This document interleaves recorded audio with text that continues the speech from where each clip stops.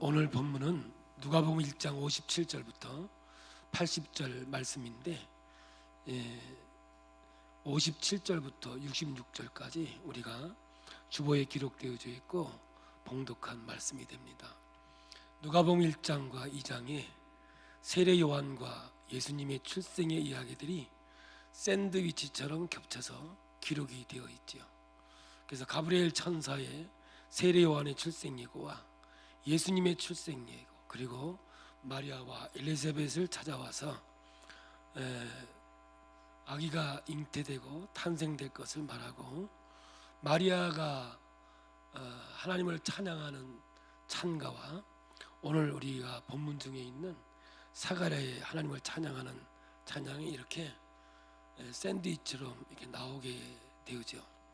이것은 뭐냐면 누가가 이걸 기록하면서 세례 요한과 예수님을 함께 놓고 유사점을 비교하면서 조금 다른 것을 오히려 강조하면서 예수 그리스도를 부각시키고 있는 그러한 방법이라고 볼 수 있는 거죠. 그리고 누가가 의도한 바에 의하면 요한이 누군가에 대해서 그렇게 중요한 것은 아니죠. 지금 누가는 데오빌라 각하에게 예수님이 누구이신지, 예수님이 이루신 일이 무엇인지 그 목적을 가지고 이 글을 쓰고 있는 거거든요. 그런데 요한에 대해서 많은 지면을 할애하고 출생부터 자세하게 설명하는 것은 바로 예수님이 누구인가 하는 것을 드러내기 위한 거라는 거죠. 요한은 주인공이 아니에요. 오직 예수님만이 주인공이 되는 거죠. 그래서 요한과 예수의 출생 예고는 이렇게 비교하면서 나타나고 있는 거죠. 천사가 와서 예고를 해요. 똑같잖아요, 그죠? 둘 다 아기를 낳을 수 없는 여인이었어요. 그리고 그 예언 중에 둘 다 이 땅에서 큰 일을 하겠다는 것을 예언하죠. 둘 다 아이 하나로 인해서 하나님을 찬양하는 마리아의 찬가가 나오고, 오늘은 사가랴의 찬가가 기록되어 있는 거죠. 오늘 본문에는 우리가 읽지 않은 67절부터 80절은 그래서 사가랴의 찬가 예언이라고 보는 거죠. 이렇게 비슷한데 본질적으로는 아주 다르죠. 요한은 나이가 들었어도 아버지와 어머니가 관계를 통해서 아이가 태어나죠. 예수님은 성령으로 잉태되어 동정녀에게서 나게 되죠. 비슷하지만 엄청 차이가 있잖아요. 또 타고난 운명과 이들에 대한 예언들을 들어보면 그 역할을 한 사람은 메시아로, 또 한 사람은 메시아의 사역을 준비하는 자로 이 땅에 태어나죠. 말하자면 같은 집에서 같은 생활을 하고 같은 음식을 먹습니다. 그러나 한 사람은 주인이고 한 사람은 종이지요. 그죠? 그래서 주인은 주인님이고 종은 종님인가요? 어떤 분들이 목사님을 위해서 기도할 때 그래요. 우리 종님이 종은 종놈이지 종님은 아니죠. 그래서 여기 예수님은 예수님이고 요한은 종놈이고 엄청난 차이가 있는 거야. 그런데 태어날 때부터 유사점이 너무 많았기 때문에 사람들이 헷갈리는 거죠. 사람들이 볼 때 구분을 잘 못해요. 그래서 누가복음 3장 15절에 보면 백성들이 바라고 기다림으로 모든 사람들이 요한을 혹 그리스도이신가 심중에 생각하니, 헷갈렸다 그 말이죠. 그런데 요한은 자기 자신을 분명히 드러내잖아요. 16절 요한이 모든 사람에게 대답하여 이르되 나는 물로 너희에게 세례를 베풀거니와 나보다 능력이 많으신 이가 오시나니 나는 그의 신발끈을 풀기도 감당하지 못하겠노라. 그는 성령과 불로 너희에게 세례를 베푸실 것이요 하면서 자기의 본분과 역할을 넘어서는 이야기를 결코 하지 않습니다. 세례 요한은 신약에 등장을 하지만 구약에 속해 있는, 이게 굉장히 중요한 얘기예요. 구약의 마지막 선지자로 메시아인 예수님의 사역을 준비하고 그 길을 여는 역할을 하는 자로 이 땅에 태어나죠. 한마디로 구약과 신약의 연결고리를 한다고 그러는 거죠. 그래서 예수님의 사역과 아주 흡사한 면이 많아요. 어떻게 보면 분별이 안 될 정도로 흡사합니다. 그러나 요한은 자신이 누구인지 알았기 때문에 메시아가 아니고 메시아 시대를 여는 사람이다, 그거를 확실하게 누가복음에는 기록하고 있죠. 요한이 무엇을 어떻게 해야 됩니까? 이 땅에 와서 나는 메시아가 아니다, 메시아는 다른 이다, 누구냐? 내 뒤에 오시는 분이 바로 그분이다 하면서 철저히 제자의 도, 자기 부인이 아니고 아니 불자, 그냥 자기를 부인하는 그 역할을 해야만 하는 거예요.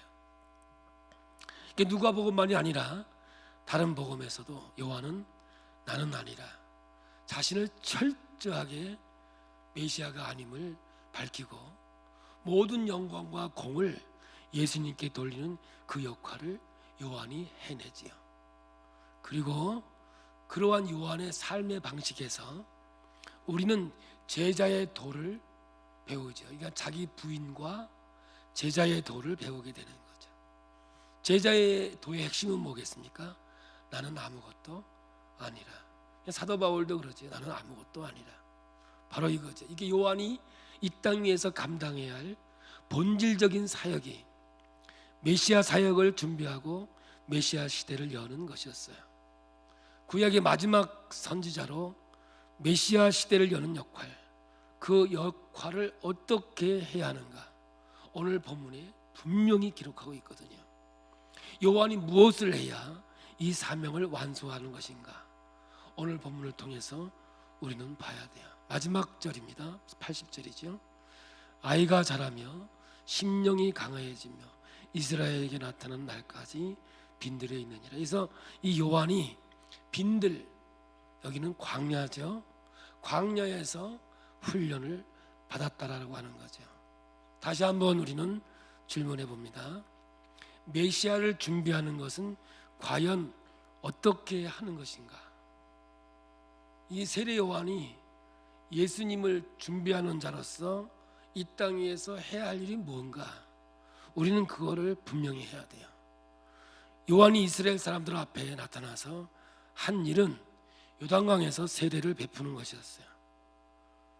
그런데 세례를 베푸는 것이 예수님이 시대를 여는 그 일을 하는 걸까요? 예수님보다 조금 앞에 와서 회개하라, 천국이 가까이 왔다, 이렇게 외쳤어요. 그리고 제자들을 모집하고 훈련시켜서 예수님이 이 땅에 오시니까 사역을 하기 전에 예수의 제자들을 모아서 우리말로 분리개척하는 것이 메시아를 준비하는 것일까요? 겉으로 드러나는 사역은 분명히 보여지는 것은 그런 것이었습니다. 그러나 크게 보자면 예수님의 길을 예비하는 것에는 한 부분일 수는 있어요. 그러나 진정한 메시아 시대를 여는 준비, 요한의 역할, 뭘 해야 요한이 드디어 주님의 시대를 열어주는 것인가? 그것은 겉으로 드러난 사역이 아니고요, 철저하게 자기가 메시아가 아님을 인정하고 고백하는 것을 통해서 메시아 시대가 열리는 것이라는 거죠. 예수님이 메시아라는 것, 그분께서 하나님의 나라를 이 땅에 끌고 오셨고 이 땅에 임하게 하셨다는 것을 보여주기 시작하는 거죠. 그래서 요한이 요단강 사역을 해설하기보다 요한이 하고자 하는 그 자체, 출생에서부터 상징하고 있고 담고 있는 메시지, 그 메시지가 시대를 열고 준비하는 거라는 거죠. 나는 광야에서 외치는 소리다. 이것이 무슨 말이냐면 바로 그 이야기를 상징하고 있는 거죠. 신학적인 이야기를 좀 여러분에게 합니다. 요한은 구약의 마지막 대표 주자이죠. 그러니까 구약의 모든 선지자의 대표가 되는 거죠. 제가 여러분에게 사무엘을 얘기했죠. 사무엘은 사사시대와 왕정시대를 이어주는 연결고리라고 그랬어요. 그러면 사사시대는 지나가는 거죠. 왕정시대가 돌아온 거죠. 그래서 사울왕을 세우고 다윗왕을 세우고 나라가 왕을 통해서 존속하는 거죠. 세례 요한은 구약 시대와 신약 시대를 여는 연결고리 역할을 하는 거죠. 그래서 구약은 사사 시대와 같이 지나가야 되는 거죠. 왜냐하면 왕정 시대를 열었으니까요. 마찬가지로 구약은 그림자일 뿐이죠. 실체가 아닌 거거든요. 신약은 실체가 되는 것이죠. 그림자가 아니에요. 예수 그리스도의 신약의 시작이 되어지는 거죠. 그래서 사도 바울은 이거를 몽학 선생이라고 그래요. 몽학 선생은 뭐냐면 유치원 선생님이라는 거죠. 율법은 유치원 선생님이 되어져서 이 아이를 초등학교 입학시키면 유치원 선생님은 떠나야 되는 거잖아요. 마찬가지로 사도 바울은 그 얘기를 하는 거예요. 율법은, 구약은 유치원 선생에 불과하다. 그림자다라는 거죠. 그러면 이제 초등학교를 입학시키면 몽학 선생이 떠나듯이 율법은 그림자이고 실체가 아니라고 하는 거죠. 이 세례 요한은 구약의 대표자로서 이제 메시아를 준비하는 자로서 예비하는 자, 이 땅에 오는 거예요. 연결고리로 이 땅에 온 거죠. 그러므로 예수가 등장하면 세례 요한은 사라져야만 하는 거예요. 여자에게서 난 사람 중에 요한보다 더 큰 자가 없다라고 할 정도로 구약을 대표해서 딱 한 사람을 내세운다면 예수님 당시에는 세례 요한이었던 거죠. 말하자면 구약은 예수님을 통해서 완성되는 것이기에 예수님의 이 땅에 출현함으로 인해서 구약은 이제 감춰져야만 하는 겁니다. 구약이 필요 없다, 구약이 소용없다, 이런 차원에서 얘기가 아닙니다. 오해하면 안 됩니다. 구약은 이제 예수님께 다 녹아 들어가서 더 이상 구약 그 자체가 드러날 이유가 없다는 거죠. 몽학 선생이라는 겁니다. 그런데 오늘 우리가 성경을 읽을 때 지금도 구약이 우리를 지배해서는 안 된다 그 말이에요. 신약을 구약에 비추어 읽어야 깊이를 알 수 있는 것만은 틀림없어요. 구약이 있어서 신약이 완성된 것을 볼 수가 있잖아요. 그런데 구약의 역할은 분명한 거거든요. 신약의 방향과 내용에 있어서 서로 분립하거나 반대하지는 않습니다.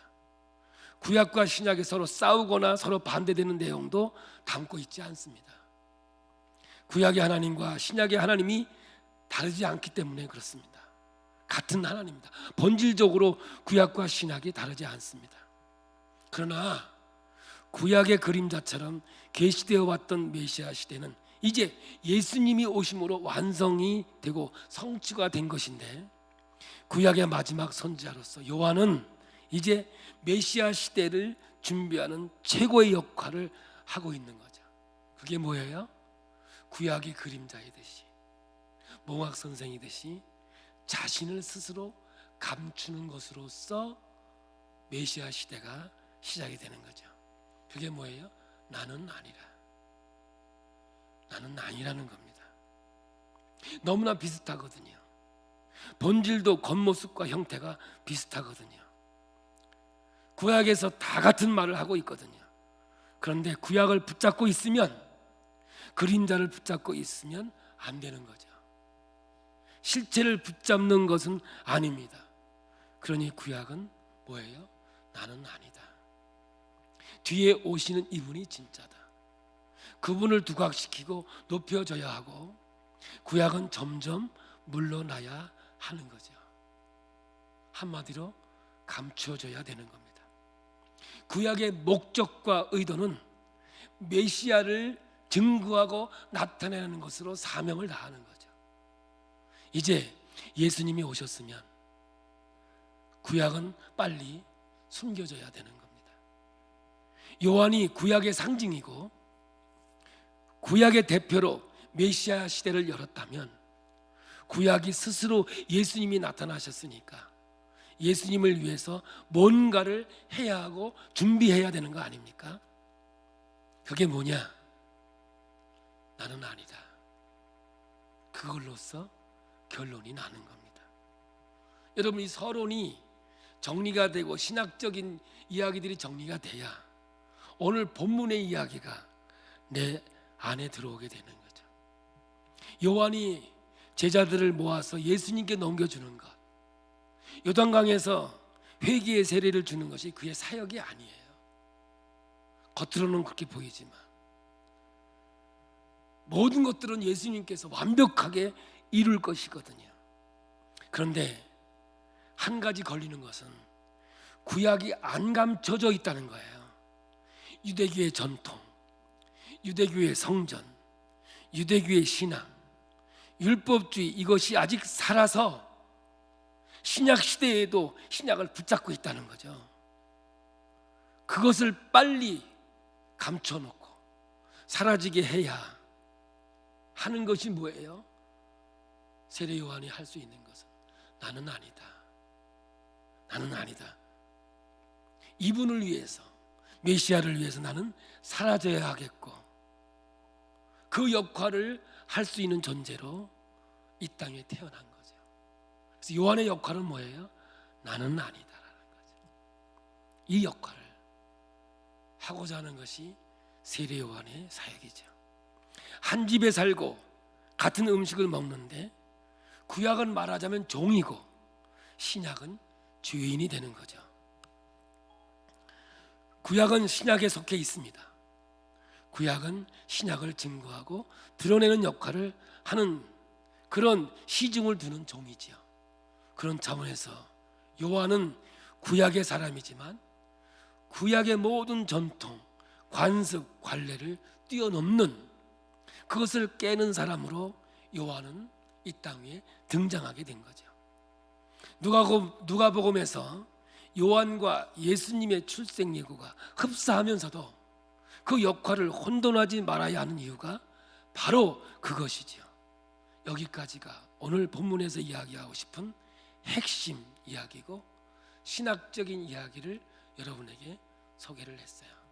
옛것은 지나가고 새 것이 왔다는 거죠. 그럼 옛것은 뭐예요? 지나가야 되는 거죠. 근데 옛것이 지금도 지배해서야 되겠느냐고요. 그러면 새 것이 될 수가 없는 거예요. 그래서 오늘 여러분 57절에서 66절 내용은 세례 요한의 출생 얘기예요. 이제부터 이야기가 전개되어져 가는 겁니다. 엄청난 양을 누가복음은 기록하고 있어요. 왜? 바로 이 이유 때문에 그런 거예요. 요한이 태어났습니다. 어떻게 태어납니까? 그냥 평범하게 태어났습니다. 우리나라 같이 뭐 구름이 깔리고 번개가 치면서 아래에서 팍 깨어난 게 아니고, 우리나라는 진짜 태몽은 나기 전에 꿈 나옵니까? 낳고 나서 나옵니까? 잘 모르시는가 봐. 낳기 전에는 여러분들, 원래 낳기 전에는 뭐 과일 향이니 뭐 이런 밖에 없다. 근데 낳고 나서 태몽이 멋지게 만들어져. 왜냐? 될 사람이니까. 그렇게 만들어 가는 거야. 이해되세요? 근데 오늘 성경은 세례 요한의 탄생을 그냥 놨어요. 평범하게 놨어요. 그런데 이제 어떤 일이 생기느냐, 이름을 짓는데 논란이 생겨요. 이 아이가 태어났어요. 요한이 태어났어요. 저를 좀 이렇게 주목하면서 보세요. 그만 주무시고 저를 보세요. 들려야 돼요. 들리지 않으면 큰일 나요, 이 이야기들은. 그러니까 이제 이름을 져야 되는데 8일 만에 할례를 해요. 안식일에는 아무것도 할 수 없어요, 율법에 의하면. 그런데 난지 8일째 되는 날 할례는 안식일 날이라도 피를 봐도 돼요. 법적으로 가능한 거죠. 그리고 이름을 져요, 8일 만에. 그래서 온 가족들이, 친척들이 모였어요. 그래서 그 아이의 이름을 어떻게 지을 것인가 이제 회의한 결과 전통과 습관을 따라서, 뭘 따라서? 전통과 습관을 따라서, 율법에 의해서, 구약에 의해서 지금까지 살아온 습관으로 인해서 이 아이는 아버지의 이름을 따서 사가랴로 하자, 이렇게 이제 결론이 났어요. 이제 그걸 가지고 이제 누구한테 가느냐 하면 이제 엘리사벳에게 가서 사가랴로 이름으로 하자. 그러니까 엘리사벳이 뭐라 그래요? 아니라 요한이라 할 것이라, 이렇게 60절에 이야기하는데, 여러분 이 이야기는요 그냥 이야기가 아니라 엄청난 선포예요. 전통과 습관을 깨트려버리는 엄청난 사건이라고. 이게 우리는 그냥 들려지는 게 아니에요. 이 시대, 이 상황 속에서는요 어마어마한 사건이에요. 이 말은 뭐냐? 사람의 요구와 기대에서 벗어나겠다고 하는 선언이거든요. 어머니가 이 아이의 이름을 요한이라고 짓는 것은 무엇을 뜻하느냐? 가브리엘 천사가 와서 임신할 것이다 하면서 이름을 지어주잖아요. 요한이라고 하는 거죠. 한번 읽어봐요. 누가복음 1장 13절. 천사가 그에게 이르되 사가랴여 무서워하지 말라. 너의 간구함이 들린지라. 네 아내 엘리사벳이 네게 아들을 낳아 주리니 그 이름을 요한이라 하라. 그러니까 요한이라 할 것이라. 엘리사벳의 선언은 전통과 습관을 버리고 하나님이 이름을 지어 주셨으니 하나님의 뜻대로 살겠습니다라고 하는 고백이 되는 거예요. 이 이야기가. 요한이란 뜻이 뭔지 아십니까? 하나님은 은혜로우시다 라는 뜻이거든요, 이게. 그러니까 요한이라 할 것이라는 말은 이제 우리는 전통과 습관으로 살아가는 존재가 아니라 하나님의 은혜와 하나님의 인도하심 속에 살겠습니다. 이렇게 하니까 사람들이 뭐라 그래요? 61절에 그럴 수 없다. 친족 중에 요한이라는 이름이 있지도 않았고 지금까지 그런 이름은 없다. 이제 친족이 따지는 거야. 안 된다. 전통을 지켜야 된다. 습관대로 가야 된다. 그러니까 논쟁이 생기니까 결국 이 이름을 가지고 이제 누구한테 가느냐면 아버지 사가랴한테 가는 거예요. 이제 사가랴의 상황이 어떤지 여러분 아시지요? 가브리엘 천사가 와가지고 너 이제 아기를 낳을 테니 요한이라 하라. 그러니까 이 사가랴가 믿지를 못하는 거예요. 믿을 수 없다는 거죠. 왜냐? 우리는 낳을 수 없는 그런 나이고 상황인데 어떻게 아이를 낳느냐. 그래서 천사의 예언을 믿지 못해가지고 그 벌로 벙어리가 돼요. 여러분, 벙어리가 되는 순간 하나의 현상이 더 생기죠. 들리지가 않아요. 귀가 들리는 사람은, 귀가 안 들리는 사람은 말은 할 수 있어요. 근데 말을 못하면 순간적으로 들려지지가 않아요. 인간의 구조가. 만약에 여러분 말 못하는 사람이 들을 수 있으면요 살인 나요. 그래서 창조의 구조, 인간의 구조에 보면 말을 못하면 들리지가 않는 거예요. 그래서 여러분이 하나님 말씀을 못 듣는 이유가 뭔지 아세요? 하나님 말을 안 하니까 못 듣는 거예요. 여러분이 하나님 말을 하면 들려지게 돼 있는 거예요. 그래서 오늘 여러분 말씀을 들어도 못 듣겠다 말 안 해서 그러는 거예요. 하나님 말씀에 대한 벙어리가 된 거예요. 그러니까 들릴 수가 없는 거죠. 근데 여러분이 하나님 말을 하잖아요. 복음을 증거하잖아요.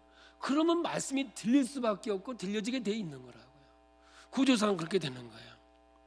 그래서 와가지고 이 사가랴가 말 못하고 듣지도 못하니까 손짓 발짓으로 해가지고 이름을 뭐라고 해야 되냐 이렇게 물어본 거죠. 그러니까 사가랴가 서판을 가져오라는 거예요. 63절이죠.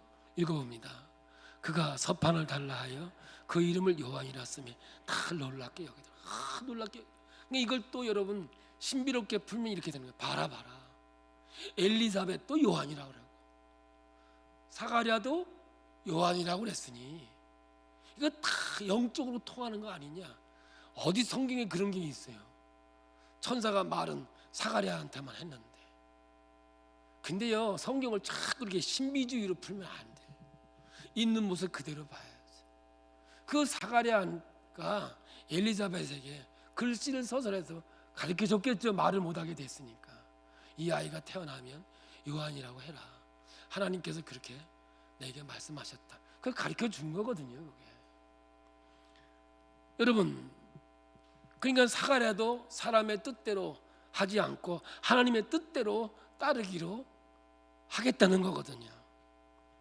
논쟁임에도 불구하고 사람들이 무엇이라고 하는 줄 알면서도 하나님의 뜻에 따르겠다라고 고백하고 있는 거예요. 그래서 요한이 라는 이름을 딱 쓰는 순간 사가랴의 입이 확 풀려버리죠. 그러고 나서 사가랴가 제일 먼저 한 게 뭐냐? 마리아가 하나님을 찬양했듯이 사가랴가 하나님을 찬양하는 이야기가 오늘 본문에 기록되어 있는 거죠. 요한은 이렇게 태어나면서 사람의 뜻, 사람의 전통과 관습을 깨트리는 사람으로 태어난 거죠. 이것이 그의 운명이었고 그에게 맡겨진 책임이었던 거예요. 그래서 구약이 뒤로 물러나지 않으면 예수님의 사역은 결코 준비될 수가 없는 거죠. 지금도 우리가 성경을 읽을 때 구약이 살아나면 안 돼요. 구약은 죽어야 되죠. 그 구약을 통해서 예수가 살아야 되고 예수가 생명이 되어야 되는 거죠. 그래서 여러분 예수님의 공생애가 뭡니까? 바리새인과의 싸움이죠. 성전을 무너뜨려라. 내가 사흘 만에 다시 세우리라. 이건 유대교의 삐뚤어짐과 전쟁이었던 거죠. 그런 차원에서 요한은 그 일을 먼저 시작한 사람인 겁니다. 요한은 그런 자격이 충분하게 있었던 것은 당시 가장 전통적인 유대교에서 태어납니다. 그야말로 유대인 중에 유대인이죠. 거기에다가 제사장 집안의 아들이었습니다. 대를 이어서 제사장을 했던 출신입니다. 이 출생예고를 받을 때에도 성전에 들어가서 사역을 할 때 하나님의 계시가 임한 거 아닙니까? 그러니 구약을 온전히 대표할 수 있는 자격이 있는 사람이 누구냐? 요한이라고 할 수 있는 거죠. 이 요한이 성전에서 훈련을 받아야 될 사람인데 성경은 그를 성전에서 훈련받는 것을 이야기하지 않고 빈들 광야에서 훈련을 받았다라고 성경은 기록하고 있지요. 제사장으로 사역을 하지 않고 새로운 종교 지도자의 역할을 감당하게 되는 거죠. 말씀을 전하고 세례를 베풀면서 그러니까 기존 틀을 다 깨버리는 거예요. 유대교의 틀을 깨는 행동을 합니다. 아버지 사가랴도 마찬가지예요. 사가랴도 이스라엘을 대표하는 인물로 볼 수 있는 거죠. 누가가 이렇게 등장시키는 거예요. 제사장이었죠. 성전에 들어가서 사역을 하였습니다. 그런데 이 사가랴가 누가복음에서는 어떻게 그려지고 있습니까? 나름 경건하고 의로운 사람이죠. 사가랴는 좋은 사람이에요. 그런데 이 사람이 부족함이 있었는데 그게 무엇입니까? 자기가 기도하고 응답 받았는데도 아멘하고 천사의 예언을 인정하지 못하지요. 그래서 사가랴는 기도의 응답을 받고도 믿지 못해서 그 벌로 벙어리가 되는 거예요. 그냥 사가랴가 이러한 구약의 대표자로서 이러한 일이 성경에 일어나게 되는 거죠. 지금 이 장면이 이스라엘, 그동안 이스라엘에 일어났던 일들과 똑같이 투영시켜 놓은 거예요. 사가랴는 그 당시에 이스라엘 나라의 축소판이라고 볼 수 있는 거죠. 이스라엘은 하나님의 택하신 백성으로 알고 있고, 또 성전에 하나님을 모시고 종교 생활을 열심히 하는 그런 민족이었죠. 그런 유대교의 핵심, 겉모습은 그러했는지는 모르지만 핵심이요 본질인 하나님과의 깊은 사귐과 관계는 사라져 버렸습니다. 하나님의 뜻을 온전히 따르지 못하는 백성들이 되어버리고 말았죠. 그래서 어떻게 되었습니까? 말라기로서 끝나고 구약이 400년 동안 하나님의 침묵이 이루어지게 되죠. 더 정확하게 말하면 하나님이 침묵을 한 것이 아니라 선지자들이 벙어리가 되어서 하나님의 뜻을 온전하게 전하지 못한 것이 400년을 넘어가게 됐다는 겁니다. 그것이 구약과 신약의 중간 기간이 되는 거죠. 중간사 이렇게 되는 거죠. 400년 동안 하나님의 침묵으로 하나님의 음성이 들리지 않았죠.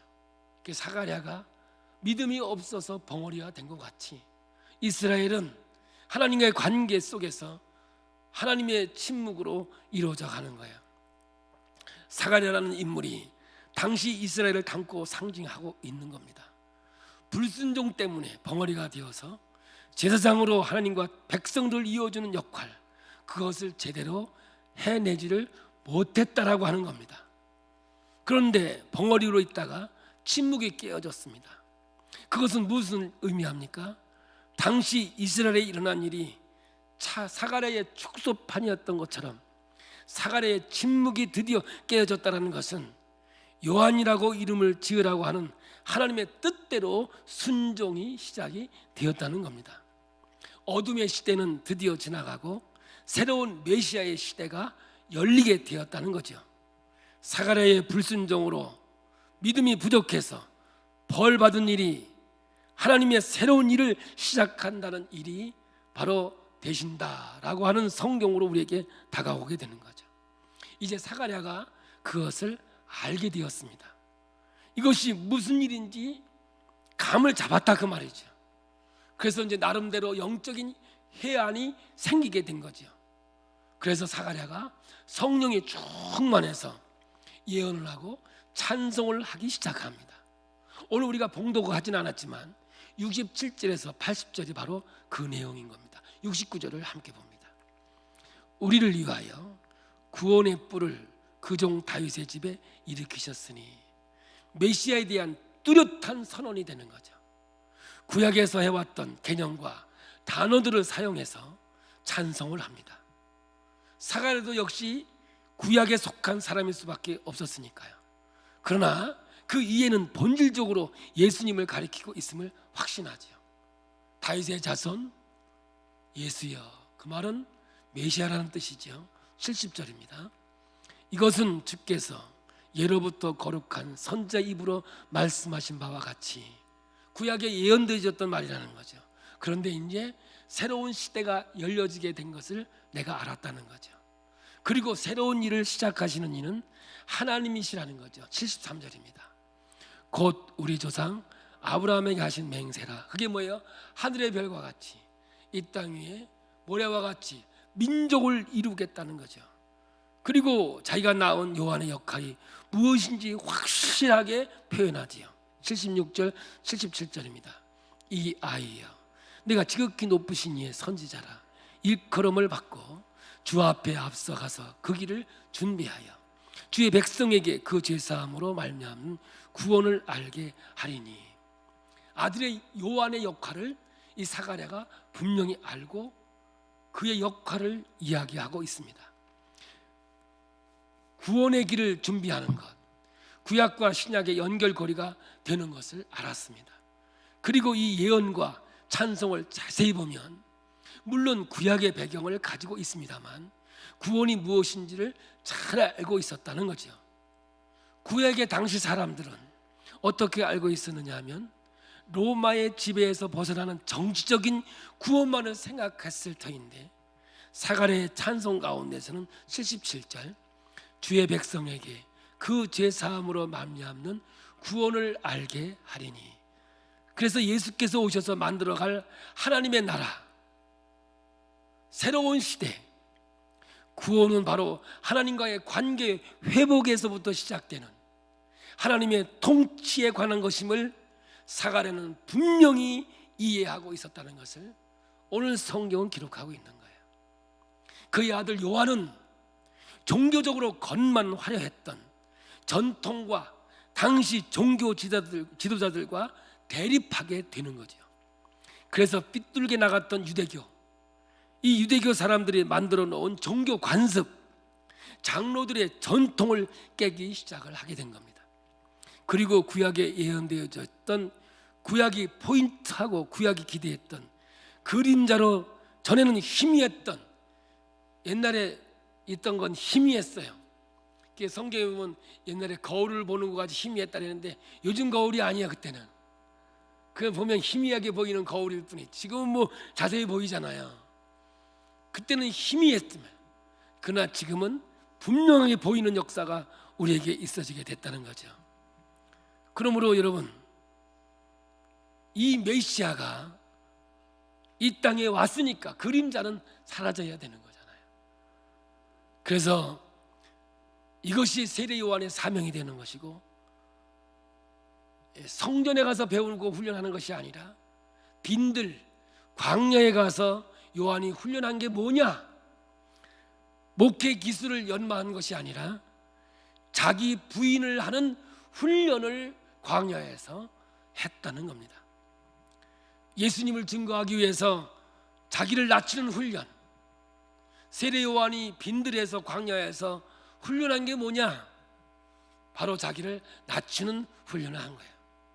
구약을 감추고, 그러나 구약에서 이야기되어 왔던 것들이 이제 예수님 안에서 온전히 스며들어 잘 보일 수 있도록 자기 자신을 조용히 없어지게 하는 훈련을 이 광야에서 훈련을 했고, 광야에서만 훈련이 가능한 것이었다라고 하는 겁니다. 여러분, 광야는 하나님의 음성을 듣는 전통적인 훈련의 장소이죠. 출애굽하고 광야는 하나님을 만나는 장소였습니다.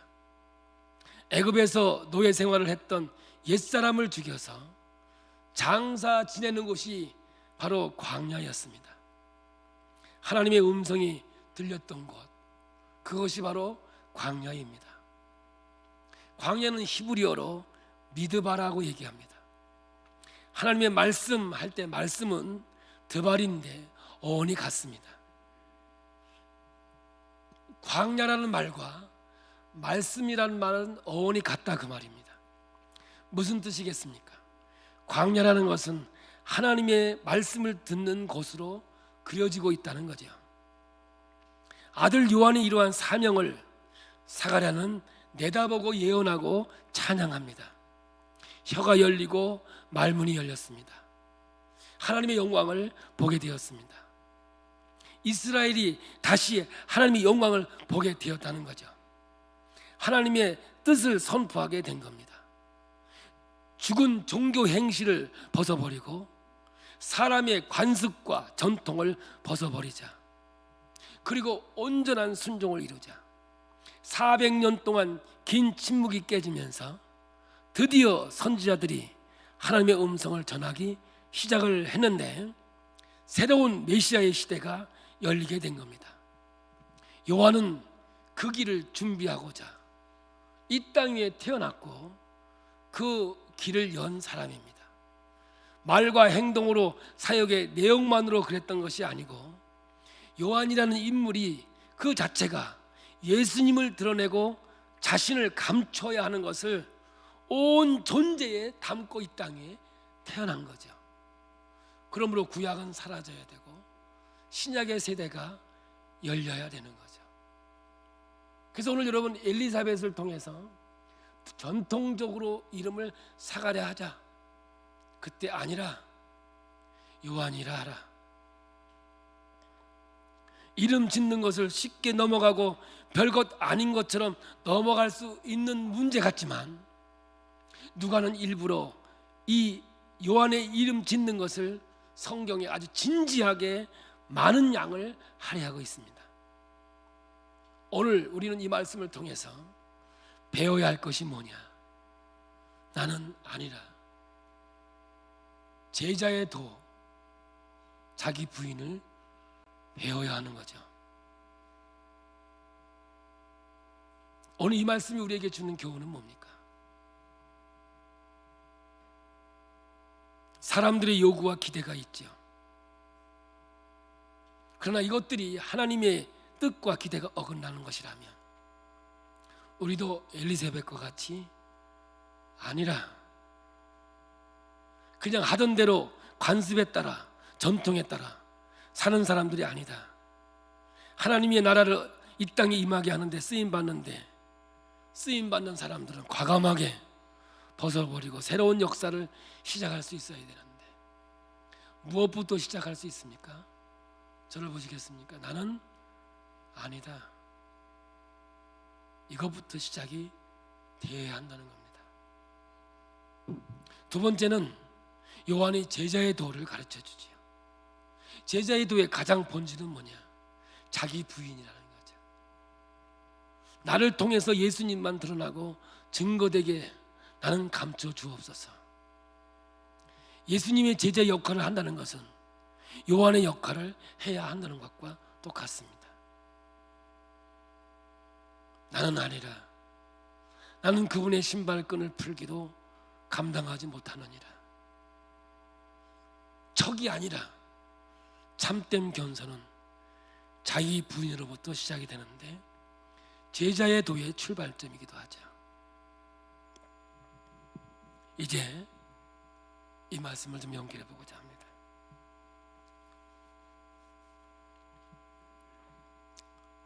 사무엘은 사사시대와 왕정시대를 여는 연결고리가 되었습니다. 이 세례 요한은 구약의 마지막 선지자예요. 그의 역할은 구약과 신약을 연결하는, 다시 말하면 전통과 습관을 깨트리고 새로운 역사를 여는 예수 그리스도에게로 인도하는 연결고리의 역할을 하는 거죠. 구약이 그림자고 예수가 신약이 실체라고 한다면, 구약은 없어져야 돼, 그런 차원이 아니라 이제 가려져야 되고 묻혀져야 되는 거죠. 오직 예수만 등장하고 예수만 바라봐야 되는 거죠. 그러기 위해서 세례 요한이 광야에서 훈련을 받는 겁니다. 무슨 훈련이에요? 나는 아니다. 자기 부인과 나는 아니다라고 하는 제자의 도를 훈련하는 거죠. 그러면 오늘 우리에게 이 사명이 주어졌습니다. 이제 우리에게, 저와 여러분에게 사무엘의 역할과 세례 요한의 역할이 주어지게 된 거죠. 그게 뭔지 아십니까? 나를 통해서 하나님 나라가 선포되어져야 되고, 하나님 나라가 이 땅에 왔음을 선포하는 거죠. 그것을 깨닫고 입을 열 때 하나님의 음성이 들려지기 시작하는 거예요. 누가복음의 이 기록은 앞으로의 이야기들을 전부 다 풀어내는 열쇠가 되어지는 거고, 이 이야기들을 하나씩 엮어내 가고 있는 거죠. 다음 주 예수님의 탄생이죠. 정말 엄청난 이야기들이 그 속에 감춰져 있는 거죠. 그래서 오늘 여러분, 우리는 하나님 앞에 깨달아야 되는 거죠. 나는 아무것도 아니라는 거죠. 이걸 깨닫기 위해서는 뭐가 필요해요? 광야가 필요하죠. 광야 학교가 우리에게 필요한 거죠. 나를 부인할 수 있는 훈련이 필요한 거예요. 그게 뭐예요? 절대 절망이라는 거예요. 죄로 인하여 넘어져 봐야 나의 한계를 깨닫게 돼요. 질병으로 인해서 인간의 연약함을 깨달을 때 내가 아무것도 아닌 것을 알게 되죠. 여러분, 세례 요한이 그 역할을 그냥 감당한 게 아니에요. 광야에서 메뚜기와 석청이라는데, 메뚜기가 뭐예요? 우리가 하는 메뚜기가 아니에요. 이거 잘못된 해석이에요. 원본에는 뭐냐면 석청이에요. 석청. 네, 쥐염열매예요. 그러니까 먹을 수 없는 음식을 먹으면서 철저히 인간의 한계를 경험해가는 거죠. 그러면서 자기는 아니라는 걸 깨닫게 돼요. 아무것도 아닌 존재임을 알게 되고, 나는 사라져야 되고 오직 예수님만 드러나야 되는 것을 깨닫게 되는 거예요. 그래서 오늘 여러분, 엘리자벳과 사가랴를 통해서 우리에게 하고 싶은 메시지가 뭐예요? 아니라, 나는 아니다. 자기 부인과 제자의 도를 깨닫게 해주는 거죠. 그럼 오늘 우리는 그냥 이 훈련을 이룰 수 있느냐? 아니죠. 여러분, 넘어져 봐야 되죠. 그래서 제가 온전한 인간에 대해서 얘기를 했잖아요. 온전한 인간이 뭐냐? 죄를 질 수도 있고 죄를 안 질 수도 있는 거. 그게 온전한 인간이에요. 근데 우리는 온전하지 않기 때문에 죄를 질 수도 있고 안 질 수 있는 인간이 아니라 안 지을 수가 없는 인간이에요. 이거를 깨닫는 자리가 나는 아니다, 이걸 고백할 수 있는 자리가 되어지는 거예요. 그렇다고 여러분 일부러 넘어지려는 건 아니에요. 일부러 죄를 지라는 건 아니에요. 내 의지와 관계없이, 아니 내가 애를 쓰고 내가 정말 아프고 힘들어도 하나님은 그 자리까지 인도하셔서 내가 아무것도 아닌 것을 깨닫게 해주시고 광야 학교를 통해서 우리에게 오늘도 훈련시켜 주시는 거예요. 그러나 이제 우리가 하나님 앞에서 할 수 있는 게 뭐냐?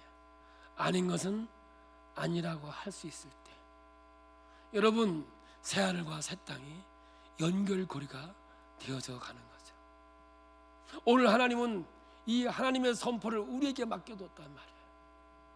그러므로 사무엘이 했던 연결고리와 세례 요한이 했던 연결고리가 누구에게 주었냐? 저와 오늘 여러분에게 만인 대제사장의 이야기로 우리에게 주어졌기에 내가 말하지 아니하면 하나님의 음성이 들려지지 않을 것이며, 내가 하나님 앞에 훈련받지 아니하고는 이 말을 할 수 없는 거죠.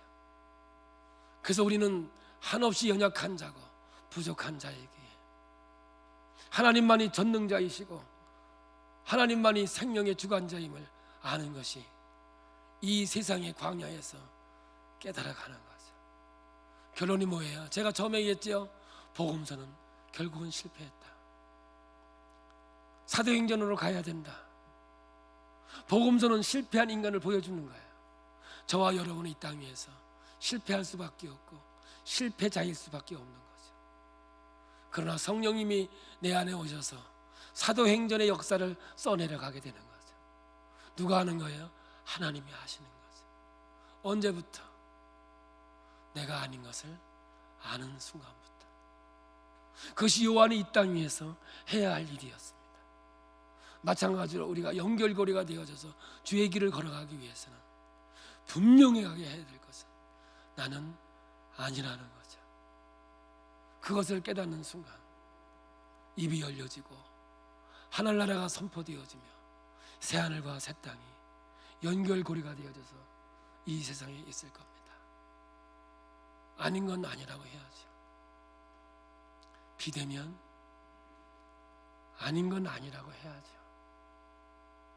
이 시대에 우리에게 주어진 사명은 아닌 건 아니라고 그러고 예수가 생명이라고 말을 해야 되는 거죠. 나는 죽고 예수가 등장해야 되죠. 이것이 바로 오늘 누가복음을 통해서 우리에게 그렇게 긴 시간 동안 얘기하고 싶은 하나님의 음성이라는 거 잊지 마시고, 오늘도 감사하면서 주의 길 가는, 한없이 무너져가는 나의 모습 속에서 하나님만이 실체고 하나님만이 생명임을 깨달아가는 저와 여러분이 되기를 축복합니다. 주님 부르는 날까지 아닙니다. 나는 아닙니다. 분명한 신앙 고백이 우리에게 있을 때 예수를 통해서 이루어 놓으신 하나님 나라가 우리의 삶 속에서 분명히 이루어지는 역사가 있게 될 줄 믿습니다. 한번 따라서 해봐요. 아니라, 나는 아니라. 우리는 아니.